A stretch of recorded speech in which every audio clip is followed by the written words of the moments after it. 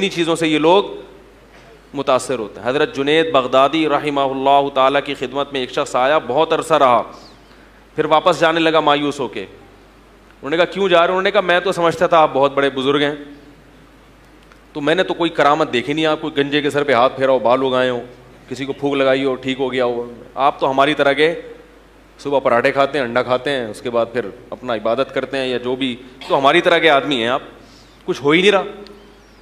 تو انہوں نے فرمایا مجھے اتنے عرصے میں کبھی سنت کے خلاف کوئی کام کرتے ہوئے دیکھا؟ اس نے کہا یہ تو نہیں دیکھا. انہوں نے فرمایا یہی کرامت ہے, شریعت پہ چلنا سب سے بڑی, بولو بھائی, کرامت ہے. تو آج کل شریعت پہ کو فالو نہیں کیا جا رہا, اور یہ کرامتیں اور قصے اور یہ ان چیزوں پر جو ہے وہ دین کا مدار رکھا ہوا ہے. تو میں یہ عرض کر رہا تھا میرے بھائی, اللہ تعالیٰ نے جیسے غیر مسلم کو حکم دیا کہ وہ اسلام قبول کرے, کیونکہ اللہ نے اپنی قدرت کے اور اپنی اسلام کے برحق ہونے کے دلائل دنیا میں بہت زیادہ اللہ نے رکھ دی ہیں دنیا میں دلائل, ایسے ہی اللہ نے اہل اسلام کو حکم دیا کہ وہ موت تک دین پر قائم رہیں. کیونکہ جیسے کافر کے لیے اسلام لانا مشکل ہے, ایسے ہی مسلمان کے لیے اسلام پر قائم رہنا بھی مشکل ہے. ہاں کافر کے لیے اسلام لانا زیادہ مشکل ہے, کیونکہ اس کو تو پورے ماحول سے بغاوت کرنی پڑتی ہے. مسلمان کے لیے دین پر قائم رہنا اتنا مشکل نہیں ہے, لیکن بہرحال مشکل ہے ضرور, اس لیے اللہ نے حکم دیا. تو اب میں یہ عرض کر رہا تھا, ارتداد یعنی دین سے پیچھے ہٹنے کے مختلف درجات ہیں. ایک درجہ یہ کہ اللہ نہ کرے بالکل ہی کوئی کافر ہو جائے, اس میں خوابوں کی وجہ سے ہو گیا, یا کسی عورت کی لالچ میں ہو گیا, یا دولت کی لالچ میں, یا باہر کے ویزے میں. اور یہ بھی یاد رکھو کہ کسی ملک کا ویزا لینے کے لیے اپنے آپ کو اگر غیر مسلم لکھوا دیا, چاہے مذاق میں ہی, جھوٹ موٹ میں ہی, تو تمام علماء کا اتفاق ہے کہ وہ حقیقت میں کیا ہو جائے گا, کافر ہو جائے گا. بعض لوگ سنی ہیں اپنے آپ کو شیعہ لکھوا دیتے ہیں. میں شیعہ کا قائل نہیں کہ شیعہ کو کافر کہا جائے یا مسلمان کی بحث, اس نے امت میں بہت لڑائیاں لڑوائی ہیں, ان چکروں میں نہ پڑیں. لیکن اپنا مسلک بدلنا دنیا کی خاطر, یہ غیرت مند لوگوں کا کام, بولو بھائی, نہیں ہوتا. یہ غیرت مند لوگوں کا کام نہیں ہوتا. عالمگیر کا مشہور واقعہ ہے نا, اس کی بیوی کیا تھی, شیعہ تھی. تو شیعہ سے جب کوئی نکاح کا پروگرام ہو تو کیسے باقاعدہ کسی دارالفتہ سے پہلے فتویٰ لیں. سمجھ میں آ رہی ہے بات؟ شیعہ سے اگر کوئی نکاح کرنا چاہتا ہے تو کسی دارالفتہ سے, مستند ادارے سے تحریری فتویٰ لیں کہ میرے لیے یہ نکاح جائز بھی ہے یا نہیں. وہ اس کے عقائد کی تفصیل جاننے کے بعد فتویٰ دیں گے. ایسا ہی نہیں ہو کہ کوئی بھی شیعہ ہے تو سنی سے نکاح کرے, سنی ہے تو شیعہ سے نکاح کرے. اس کی ڈیٹیل ہے, کچھ اس میں تفصیل ہے. دارالعلوم کرنگی ہے, بنوری ٹاؤن ہے, جامعۃ الرشید ہے, جامعہ فاروقیہ ہے, یا وہاں پنجاب میں جامعہ اشرفیہ ہے, کسی بھی اوتھینٹک مدرسے سے باقاعدہ اس کے عقائد بتا کے ریٹرن میں فتویٰ لیں اس میں. کیونکہ شیعہ لوگوں میں بھی بہت سارے مختلف قسم کے مسلک ہیں, مختلف قسم کے. نیپال سے مردہ زندہ کرنے والے بھی آپ کو شیعوں میں ملیں گے, ٹھیک ہے نا. تو ہر طرح کے لوگ ہیں. تو کچھ کے عقائد توحید والے ہوتے ہیں اور کچھ کے نہیں بھی ہوتے, تو ہر طرح کے لوگ ہیں اس میں. تو بہرحال اس کی بیوی شیعہ تھی. تو وہ کیا تھا کہ وہ اس نے, میاں بیوی نے سوچا کہ ہم شیعہ سنی علماء کا مناظرہ کراتے ہیں. تو اس نے کچھ ایران سے شیعہ ذاکر بلائے اور ادھر سے انہوں نے سنی علماء بلائے. تو اللہ کی قدرت کے وہ سنی علماء مناظرہ جیت گئے. تو وہ جو بادشاہ کی بیوی تھی نا, اس نے اپنی انسلٹ محسوس کی کہ میرے مسلک کے جو مولانا تھے وہ کیا ہو گئے, مناظرہ ہار گئے. تو اس کو بڑا افسوس ہوا کہ میں تو آپ کی محبوبہ ہوں اور آپ نے میری انسلٹ کی ہے. اس زمانے میں تو فارسی میں ہوتی تھی جو بھی ہوتی تھی, آج کل انگلش میں کیا کہتے ہیں اس کو, انسلٹ کیا, بے عزتی کی ہے. ایک طرف مجھے کہتا ہوں میں محبوبہ ہوں اور دوسری طرف آپ نے کیا کی ہے, انسلٹ. تو بادشاہ نے بیوی کا کہا کہ دیکھو میں نے تمہیں اپنا دل دیا ہے, اپنا ایمان, بولو نا یار, نہیں.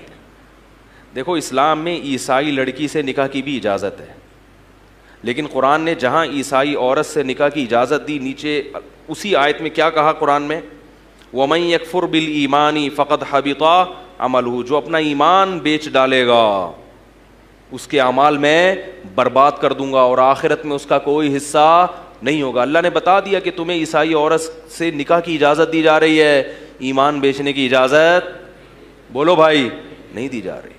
اس کو بتا دو پہلے میں مسلمان ہوں, میں مسلمان ہی رہوں گا, آپ کے ساتھ چرچ بولو نا یار نہیں. اور یہ بھی اجماع ہے اس پر کہ بچے بھی کیا ہوں گے, مسلمان ہوں گے, بچے بھی چرچ نہیں جائیں گے, مسجد جائیں گے, چلہ لگائیں گے, سروزہ لگائیں گے.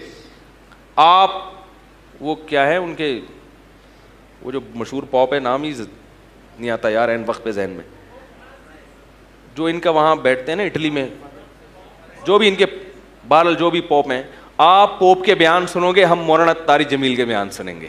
بیگم کو یہ پہلے بولو بھائی, یورپ سے کالز آتی ہیں میرے پاس, وہ عیسائی کرسچن گوری ہے, وہ مسلمان نہیں ہونا چاہتی لیکن وہ شادی کرنا چاہتی ہے. میں کہتا ہوں اگر وہ واقعی کرسچن ہے, ایتھیس نہ ہو, کرسچن ہے تو نکاح اس شرط پہ کرو, اس کے ریٹرن لکھواؤ کہ بچے کیا ہوں گے, مسلمان. بچوں کو چرچ جانے کی اجازت نہیں ہوگی, اور میں بھی کبھی تمہارے ساتھ چرچ نہیں جاؤں گا. میں کہاں جاؤں گا, مسجد جاؤں.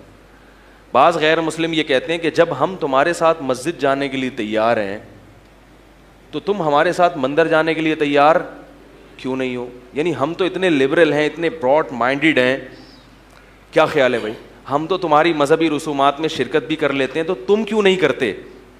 تم بھی آ جاؤ کبھی ہمارے ساتھ بھگوان کے سامنے تھوڑا سا کچھ کر لو تاکہ ہم بھی خوش. کیونکہ غیر مسلم بھی بعض نماز پڑھتے ہیں. میں تو حیران ہوا, وہ سکھ نے بتایا کہ ہمارا پورا خاندان روزے رکھتا ہے. ایک سکھ ہیں, خود مجھے ابھی تو مسلمان ہو گئے, انہوں نے بتایا ہمارا پورا خاندان کیا کرتا ہے, کہہ رہے رمضان میں چونکہ سب مسلمانوں کا روزہ چل رہا ہوتا ہے تو ہمارا بھی. ہم نے کہا واڑے واہ. اور کچھ غیر مسلم مسجد میں آ کے نماز بھی پڑھ لیتے ہیں کہ چلو بھائی یہ بھی ٹرائی کر لیتے ہیں, کیا جا رہا ہے ٹرائی کرنے میں. تو ایک ہندو مسلمان ہوا نا, اس سے پوچھا کہ آپ کیوں مسلمان ہوئے. اس نے کہا میں نے سوچا کہ جب اتنے سارے بھگوان ہیں تو اللہ اور محمد صلی اللہ علیہ وسلم دو اور صحیح. ہم نے کہا ایسے اسلام نہیں ہوتا بھائی. تو بہت سے غیر مسلم کہتے ہیں جب ہم اتنے لبرل ہیں کہ بھائی ہم آ جاتے ہیں اور تو تم لوگ کیوں نہیں آتے. تو بھائی آپ کے مذہب نے آپ کو اجازت دی ہے, ہمارے مذہب نے اجازت نہیں دی. ہمارے مذہب نے دوسرے کی آزادی میں ٹانگ اڑانے کا تو ہمیں حکم نہیں دیا کہ کوئی مندر جا رہا ہے تو گھسیٹو اس کو مسجد کی طرف, یہ تو ہمیں نہیں کہا. کتنا اسلام براڈ مائنڈیڈ مذہب ہے. دیکھو عیسائی عورت سے نکاح کی اجازت دی اور اس کو آپ چرچ جانے سے روک نہیں سکتے کیونکہ اس کا مذہب ہے, وہ جائے گی. لیکن آپ یہ کہو گے بھائی ہمارے مذہب میں الاؤ نہیں ہے کہ میں آپ کے ساتھ عبادت کے لیے چرچ جاؤں, الاؤ نہیں اسلام, کیونکہ اسلام ایک ممتاز مذہب ہے, اس کی تعلیمات ہیں. اس نے کہا یہ غلط ہے. چرچ میں عیسیٰ ابن مریم کو پکارا جاتا ہے, ہم اللہ کے علاوہ کسی کی پکار کے قائل نہیں ہیں. ایک نظریہ ہے, ایک سوچ ہے. مندر میں پتھروں کے بنے ہوئے بتوں کو سامنے جھکا جاتا ہے, ہم پتھروں کے بنے ہوئے بتوں کو معبود نہیں سمجھتے. ہم کہتے ہیں یہ اس قابل نہیں ہے کہ ان کو عزت دی جائے.